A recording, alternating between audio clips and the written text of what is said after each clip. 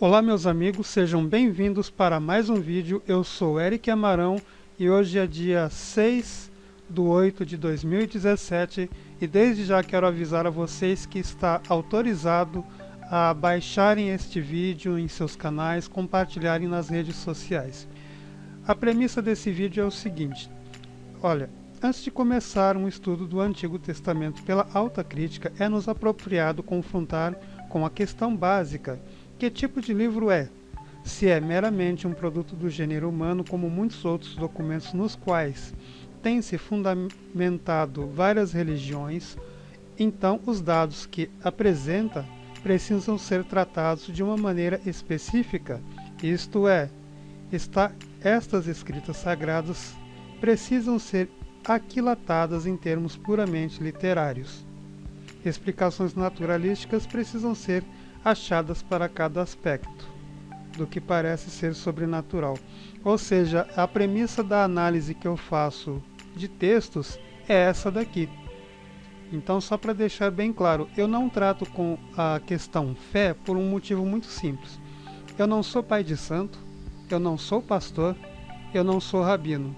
Então, fé não é comigo, eu analiso textos, ok? Então, vamos partir aí para a segunda etapa. E nesta segunda etapa, o objetivo é analisar a fala do Sr. Marcos Andrade Abrão, num vídeo intitulado Nas Portas de Roma, História ou História sobre Jesus e Yeshua. Vamos ver a fala do Sr. Marcos Andrade. A história do Novo Testamento sobre Yeshua, Jesus, aquele personagem, aquela história do nascimento, da morte, gente, isso é uma montagem. Aquele personagem, do jeito que ele é relatado no Novo Testamento, ele não existe. Ali tem parte da história de um homem chamado Yeshua, de um judeu. Ali tem parte da história de mitos, da mitologia das religiões pagãs, das nações. E eu queria até aproveitar que o Dó está conosco hoje, falar um pouco sobre isso, Dó. Bom, então aqui, segundo o que ele falou, foi uma montagem. Se vocês verem um pouquinho antes, ele fala que foi Roma que montou. Agora eu pergunto, né, o personagem Yeshua, ele é citado no Talmud, correto? Então vamos lá o que diz no site Morachá. Inclusive eu já li um artigo semelhante no site do Rabat, site esse a qual pertence à mesma comunidade do senhor Dor Leon Attar. Diz assim, ó, desde o Monte Sinai, a Torá oral, ou Torá Shebe'al-Peh, como seu nome bem indica, só foi transmitida oralmente. Por razões várias, nossos sábios nunca permitiram que fosse escrita, mas uma vez destruído o segundo templo, os líderes judeus começaram a se preocupar que a Torá oral, sendo tão maciça e complexa, cairia no esquecimento em virtude da opressão romana e, consequentemente, dispersão do povo judeu. No ano de melhor dizendo, no segundo século, 188 da Era Comum, Rabi Yehudá Hanassi, sábio cuja inigualável liderança e vastidão de conhecimento sobre a Torá lhe valeram o título de Rabi do Talmud, finalmente terminou de compilar a Mishnah. Centenas de anos mais tarde, já no final do século IV da Era Comum, Rav Ashi, importante sábio babilônico, iniciou a compilação de todo o Talmud. E seus discípulos, seus alunos destes, deram continuidade à gigantesca obra redigida. Agora eu pergunto, se o sistema romano, no primeiro século, conseguiu montar a história de Jesus, Yeshua, seja lá o nome que eles queiram dar, é assim que eles gostam de falar, eles tinham conhecimento do Talmud? Essa é a pergunta que eu quero deixar nesse vídeo. Algum judeu puder, o Sr. Marcos Andrade Abraão, o Sr. Dor Leon Attar, algum teólogo, puder mostrar de forma, com as devidas bibliografias, os pesquisadores, enfim, arqueólogos, que o Império Romano tinha conhecimento do Talmud para poder incluir a história de Exu, ou melhor dizendo, misturar com a história de mitos, que é aquilo que ele está dizendo nesse vídeo. Eu falo isso com base na crítica textual do Novo Testamento, que eu vou também deixar o link para vocês, correto? Porque aqui é tudo às claras, amigo. Aqui é tudo às claras.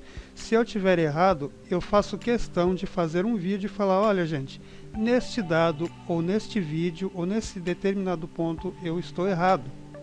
Não tenho problema nenhum, eu não tenho seguidores, eu não comando religião, eu não tenho receita para perder, eu não tenho fiéis a perder, ok?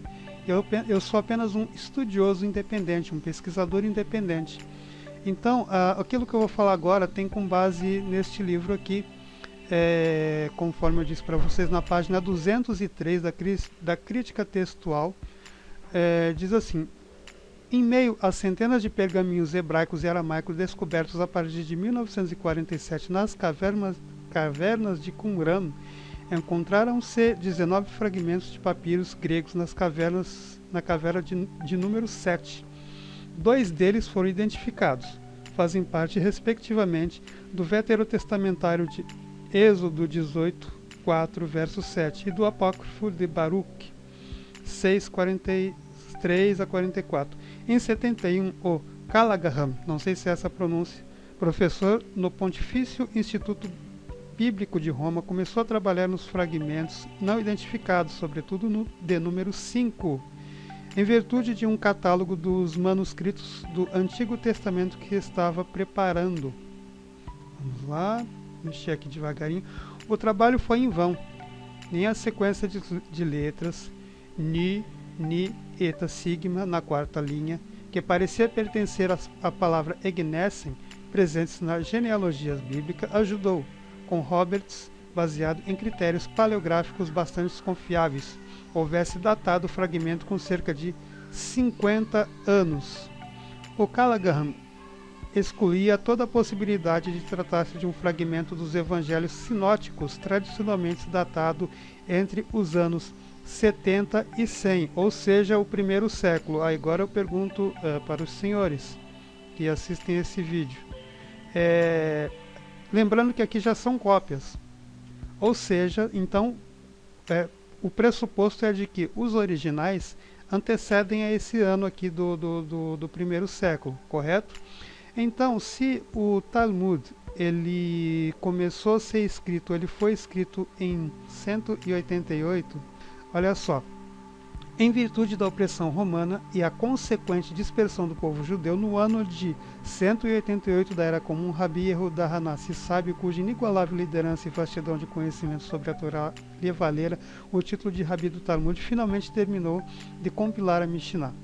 Então aí eu pergunto, se no primeiro século já estava sendo escrito os textos do Novo Testamento, segundo ele pelo Império Romano, uma montagem com trechos que estão no Talmud, então o Império Romano conhecia o Talmud? Essa é a pergunta que eu quero deixar especificamente para o senhor Marcos Andrade Abraão e o senhor Dor Leon Attar. Eu vou aguardar ansioso a resposta de vocês. Tá? Aí aqui ele prossegue, é o chamado 7K5, né, porque é o nome dado ao papiro, mede cerca de 3,4 centímetros, não importa o tamanho do documento, viu pessoal? Aqui eu estou me atendo aos dados técnicos, que é a datação, o local onde foi descoberto, em que idioma está escrito.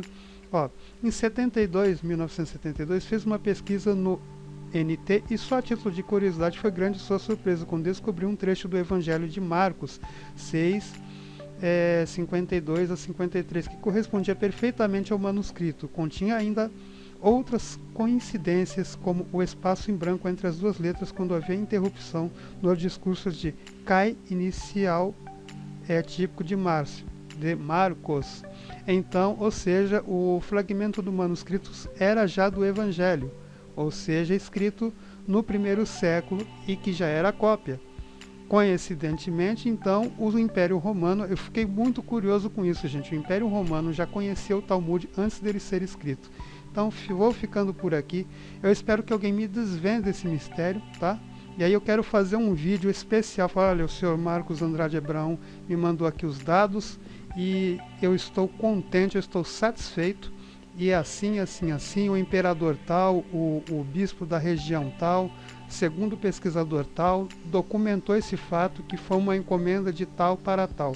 Aí eu vou fazer um vídeo, gente, olha, perfeito, eu vou aguardar e até o próximo vídeo.